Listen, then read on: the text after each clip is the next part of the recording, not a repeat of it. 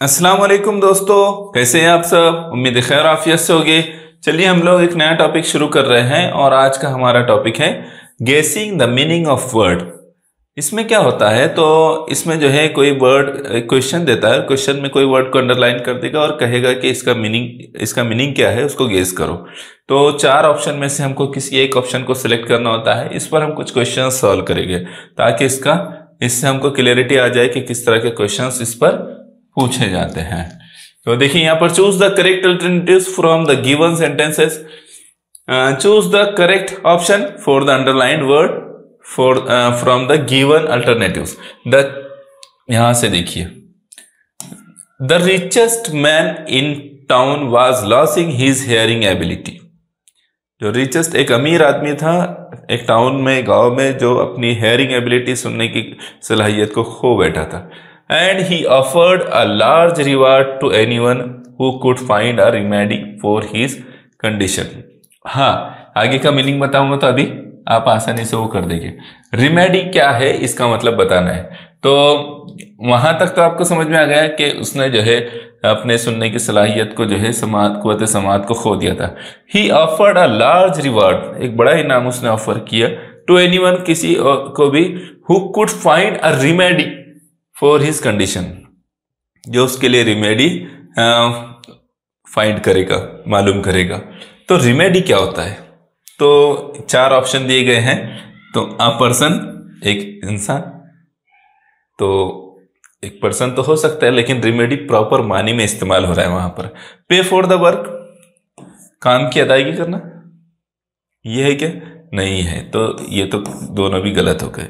Acquire और treatment for an illness और injury. तो आप इस पर से थोड़ा गेस करेंगे, थोड़ा सा आप जो है यहाँ पर अपना कॉमन सेंस को यूज करेंगे तो आपको अंदाजा हो जाएगा कि जब एक इंसान ने अपनी हेयरिंग एबिलिटी को खो दिया है और वो उसके लिए एक बड़ा इनाम देना, बड़े जो है अमाउंट देना चाहता है, रिवॉर्ड देना चाहता है किसी को, जो उसके लिए रिमेडी फराहम करे, इलाज जो है उसके लिए फराहम करे, ऐसे इंसान को वो ढूंढ रहा है। तो यह जो तीसरा ऑप्शन है, अक्योर और ट्रीटमेंट फॉर एन इलनेस और इंजरी, इलाज करने वाला या इलाज करना, तो रिमेडी का मीन्स होगा, मतलब होगा ऑप्शन नंबर 3, अक्योर और ट्रीटमेंट फॉर एन इलनेस और इंजरी, किसी जख्म का इलाज या किसी बीमारी का इलाज करना। ठीक है, तो रिमेडी का मतलब समझ में आया आपके। Keep something to be done in mind, कुछ बातें दिमाग में रखना। ये कैसे हो सकता है? नहीं हो सकता है ना। चलिए नेक्स्ट क्वेश्चन। इसमें क्या होता है, जो भी क्वेश्चन आते हैं ना, तो उसको अगर आप ऑप्शन पर गौर करेंगे, कंसंट्रेशन करेंगे, ऑप्शन पर लॉजिक लगाएंगे कुछ थोड़ा सा, तो आपको समझ में आ जाता है मीनिंग उसका। देखिए ये नेक्स्ट क्वेश्चन, सेकंड क्वेश्चन है ये। After taking the final exam, Anu felt as tough huge burden had been lifted. जब अनु का जो है after taking the final exam देने के बाद, अनु जो भी XYZ पर्सन है, felt as tough huge burden, उसने जो बड़ा बर्डन था, बहुत मुश्किल बर्डन था, जो बड़ा बर्डन था, तो उसको ह्यूज बर्डन, जो बोले huge burden had been lifted, वो खत्म हो गया है, कम हो गया है। तो huge, tough and dead days burden भी अगर होता तो आप समझ जाते। तो क्या आएगा? लाइट बर्डन हो सकता है क्या?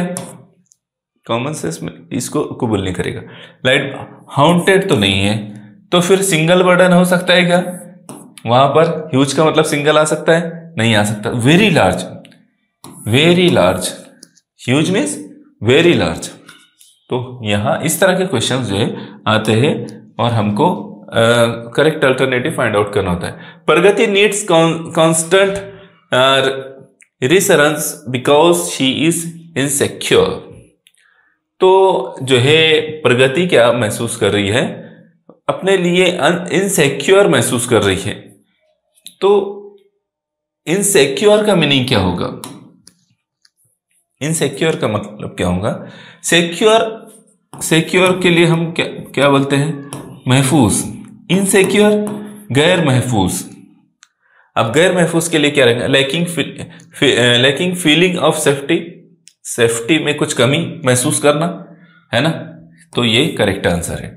फ्री फ्रॉम फेयर, ये हो सकता है क्या, खौफ से आजाद। इनसिक्योर का मतलब फ्री फ्रॉम फेयर हो सकता है, खौफ से आजाद होना। सेफ, इनसिक्योर का मतलब सेफ कैसे हो सकता है, स्टेबल कैसे हो सकता है। तो जब आपको अगर ये मालूम नहीं भी है तो आप अदर ऑप्शंस को अंडरस्टैंड करने के बाद इजीली फाइंड आउट कर सकते हैं करेक्ट ऑप्शन। ठीक है, आपने ऐसा करना है, लेकिन उसके ऊपर गौर करना है, ये कैसे हो सकता है, ये क्यों होगा, ये ऑप्शन पर थोड़ा सा गौर करने से हमको सही आंसर मिल जाता है। इस क्वेश्चन को देखिए, read the contents of given wave diagrams carefully and select the appropriate title of wave from the alternatives. यहां पर हमको जो है ये जो वेव डायग्राम दिया गया है उसकी मदद से यहां क्या आएगा ये बताना है। ठीक है, अल्टरनेटिव्स दिए गए हैं, अब बताना है हमको कि क्या वहां पर रहेगा। तो इसको हम पढ़ लेते हैं। Developing quality of leadership, physical and mental health, responsibility, sportsmanship, obedience, discipline. अब ऑप्शन देखने की जरूरत है, इससे क्लियर हो रही है क्या चीज, नहीं हो रही तो ऑप्शन देखने। वैल्यू ऑफ टाइम, इससे वैल्यू ऑफ टाइम पता चल रही है क्या कि यहां वैल्यू ऑफ टाइम आएगा, नहीं, ऐसा तो बिल्कुल भी नहीं है। इंपॉर्टेंस ऑफ स्पोर्ट्स, हाँ ये हो सकता है कि ये स्पोर्ट्स की अहमियत बता रहे हो। डेवलपिंग क्वालिटी ऑफ लीडरशिप, जाहिर सी बात है स्पोर्ट्स से जो है क्वालिटी डेवलप होती है लीडरशिप की।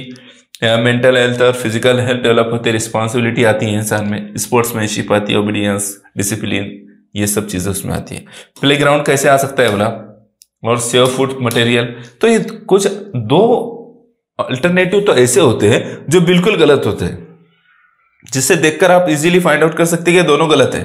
बस अब हमको जो है जो दो अल्टरनेटिव बच जाते हैं उसी में से आंसर फाइंड आउट करना होता है। तो आप देखो, अगर इसको दो को कट कर देते हम, इन दोनों पर गौर करते तो वैल्यू ऑफ टाइम कैसे हो सकता है, ये हो सकता है क्या, नहीं हो सकता। तो इसलिए आप जो है इस तरह के जो है थोड़ा सा थिंकिंग प्रोसेस से गुजरकर सही आंसर को फाइंड आउट कर सकते हैं। Read the contents of given wave diagrams carefully and select the appropriate title of wave from the alternatives. Same question है, ऑप्शन ये चीजें बदल गए थे।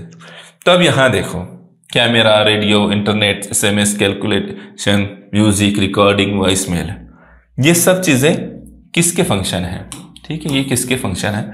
तो टेलीविजन, टीवी में एसएमएस कर सकते क्या हम, कैलकुलेशन कर सकते, नहीं कर सकते, इसलिए ये कट।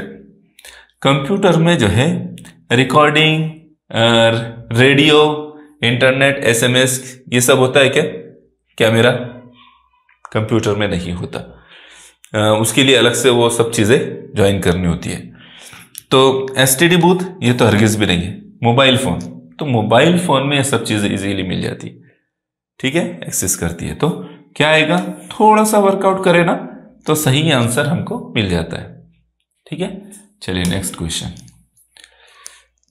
रीड द कंटेंट्स, ये सेम क्वेश्चन है, बस चीजें चेंज हो गई थोड़ी। तो टेररिज्म, सुपरस्टिशन, टेररिज्म दहशतगर्दी, सुपरस्टिशन अंधी तकलीद, इलिटरेसी जाहिलियत या फिर नाखानदगी, अनएम्प्लॉयमेंट बेरोजगारी, ओवर पॉपुलेशन आबादी, मतलब आबादी के बारे में केवल गैर जरूरी आबादी तो नहीं बोलना चाहिए, आबादी तो जरूरी होती है, पावर्टी गरीबी करप्शन।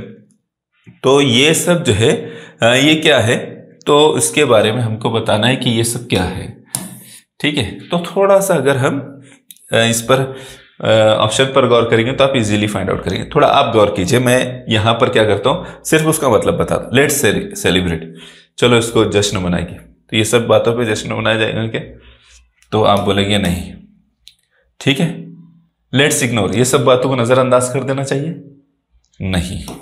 ठीक है, अब दो बचे, लेट्स फाइट अगेंस्ट, इनके खिलाफ लड़ना है हमें, ये सब बातों के खिलाफ लड़ना है हमें।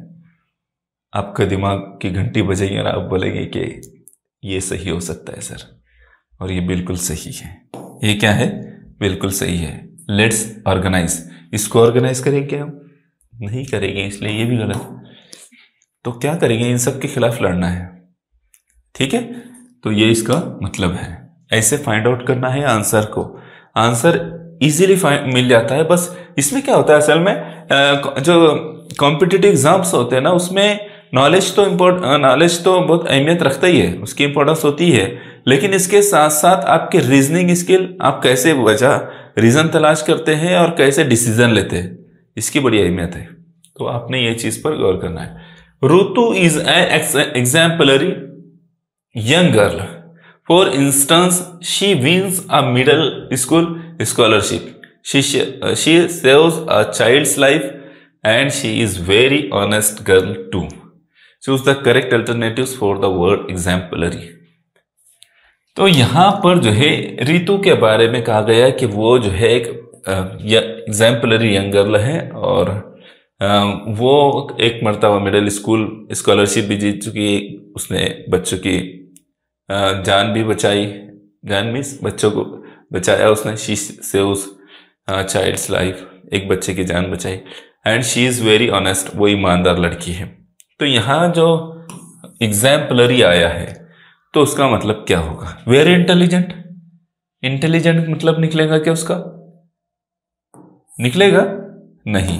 ब्रेव भी उसका मतलब नहीं होगा। एरोगेंट, नेगेटिव कैसे आ सकता है? वो तो एरोगेंट है ना, तो ये नहीं होगा। और गुड रोल मॉडल, वो एक एग्जाम्पल। आप थोड़ा सा भी अगर लॉजिक लगाए, एग्जाम्पल मिसाल, नमूना, मॉडल, तो एग्जाम्पलरी, गुड रोल मॉडल, तो ये उसका मीनिंग होगा। ठीक है, क्या होगा? A good role model. करीब करीब के मानी भी हम तलाश कर सकते हैं, फाइंड आउट कर सकते हैं। इसको देखिए, choose the correct options for the following. Good luck, you can do it, do your best, do the best, you can, work hard. तो ये सब वर्ड कब इस्तेमाल करते हैं हम? किसी को बहुत बुरा बोलना रहेगा तो कब इस्तेमाल करते हैं? तो देखो, वर्ड्स ऑफ डिस्करेजमेंट, किसी को मायूस करना रहा तब ऐसा बोलते हैं, you can do it, good luck, do your best, do the best you can, ऐसा बोलते हैं। किसी को डिस्करेज करना रहा, उसको कम, इसकी हिम्मत को कम करना रहा या उसको मायूस करना रहा। वर्ड्स ऑफ इंकरेजमेंट, ये वर्ड्स ऑफ इंकरेजमेंट है। क्या है? वर्ड्स ऑफ इंकरेजमेंट, ये सब इंकरेज करते हैं ना सामने वाले को। Words of reassurance, words of demotivation, ये सब जो है ये गलत अल्फाज हैं, गलत ऑप्शन होंगे कि डिमोटिवेट करना, रिजरेंस करना, ये सब चीजें क्या है? ये सही आंसर नहीं, बल्कि वर्ड्स ऑफ इंकरेजमेंट है ये सब। Good luck, you can do it, work hard, ऐसा और ऐसा, है ना। तो ये सब। नेक्स्ट क्वेश्चन को देखिए। When Madhu won first prize in debate competition, Madhu ने जब डिबेट में फर्स्ट प्राइज जीता या जीती, जो भी होगा, I don't know about him और हर, ऑल हीज और हर, ठीक है, all his friends cheered him, उसके दोस्तों ने उसको चीयर्ड किया। What do the following words suggest, क्या वर्ड सजेस्ट करेंगे? Wow, that's a great, that's a wonderful, that's a really good, glad to hear it, बहुत बुरा लगा, ऐसे बोलेंगे क्या? नहीं बोलेंगे ऐसा। कंसोलिंग, कंसोलिंग बोलेंगे? नहीं बोलेंगे। कंसोलिंग होगा क्या? नहीं होगा। काउंसलिंग है क्या ये? काउंसलिंग तो हरगिज़ भी नहीं है। क्या है काउंसलिंग? ये कंसल्टिंग भी नहीं है। क्या ये? कांग्रेचुलेटिंग, मुबारकबाद के अल्फाज रहेंगे ना भाई। कंपटीशन जीते तो मुबारकबाद के जो है कांग्रेचुलेशन या कांग्रेचुलेटिंग होंगे, ये सारे वर्ड्स जो होंगे, ठीक है। तो ऐसे इसको जो है सही आंसर पर पहुंच सकते हैं हम। कितने क्वेश्चन बचे हैं? 2, 3, 4 बचे, ठीक है। ये हमारा चल रहा है। Sakshi had a lot of anxiety about the exam but Srushti had no tension at all. Choose the correct alternatives. यहां देखो, ऑफ एंजाइटी और नो टेंशन, दो वर्ड्स इस्तेमाल हुए हैं। Sakshi had a lot of anxiety, तसब्जुब वाली कैफियत या परेशानी एक तरह की, अबाउट द एग्जाम के बारे में। But Srushti had no tension at all, Srushti बिल्कुल भी टेंशन नहीं लेते। Choose the correct. अब यहां से हमको जो है द सिमिलर मीनिंग, भाई सिमिलर मीनिंग कैसे हो सकता है? ये सिमिलर हो सकता है क्या of anxiety and no tension? बिल्कुल नहीं हो सकता। Nothing related with each other, कुछ भी एक दूसरे से ताल्लुक नहीं उनका। द अपोजिट मीनिंग, ये अपोजिट मीनिंग है, एंजाइटी एंड नो टेंशन, है ना, टेंशन में होना, नो टेंशन, ठीक है। Both girls have same attitude, same attitude है क्या उनके? नहीं है, इसलिए करेक्ट ऑप्शन जो होगा वो ऑप्शन नंबर 3 होगा, ठीक है। चलिए नेक्स्ट क्वेश्चन को देखिए। Fans came to congratulate our team, what does fan mean in the sentence? हाँ, फैंस जो है कॉन्ग्रेचुलेट करने के लिए आए टीम को, तो यहां पर फैंस का मतलब क्या होगा इस सेंटेंस में? कूलिंग डिवाइस, कूलिंग डिवाइस ये होगा कि उसका मतलब? तो बिल्कुल नहीं होगा। एयर कंडीशनर्स, ये भी नहीं होगा। 2 कट गए, अब 2 रह गया। फ्रेंड्स और एडमायरर्स, तो क्या होगा? तो एडमायरर्स होगा उसका, यानी तारीफ करने वाले, है ना, तारीफ करने वाले। Fans came to congratulate, congratulate करने के लिए आए ना वो, तो इसलिए वो एडमायरर्स होंगे, तारीफ करेंगे ना, तो एडमायरर्स, ठीक है। ये भी फिर कट हो जाएगा। फ्रेंड्स भी फैंस का उसका मतलब होता है, लेकिन वहां जो सेंटेंस बना हुआ है कॉन्ग्रेचुलेट करने के लिए हुआ है, तो इस हिसाब से। ये लास्ट क्वेश्चन है और इस लास्ट क्वेश्चन का आंसर आपने देना है, ठीक है, कमेंट करके। Prag missed his examination due to illness, Prag ने जो है उसकी तबीयत की नासाजी की वजह से एग्जामिनेशन को मिस कर दिया। Other friends met him and give him advice, उसके कुछ दोस्त है, दिगर दोस्त मिले उससे और उन्होंने उसको एडवाइस दी। Everything will be fine, don't worry, take it easy, no problem. तो इन चारों में से अब क्या आएगा? 4 ऑप्शन आपके सामने है, to confess, to confuse, to congratulate, to console. क्या आएगा आपने बताना है कमेंट करके, ठीक है। तो यहाँ हमारा टॉपिक कंप्लीट हुआ है। उम्मीद करता हूँ कि आपको ये टॉपिक अच्छी तरह समझ में आया होगा। फिर मुलाकात होगी इंशाल्लाह नेक्स्ट वीडियो में। जज़ाकल्लाह खैर।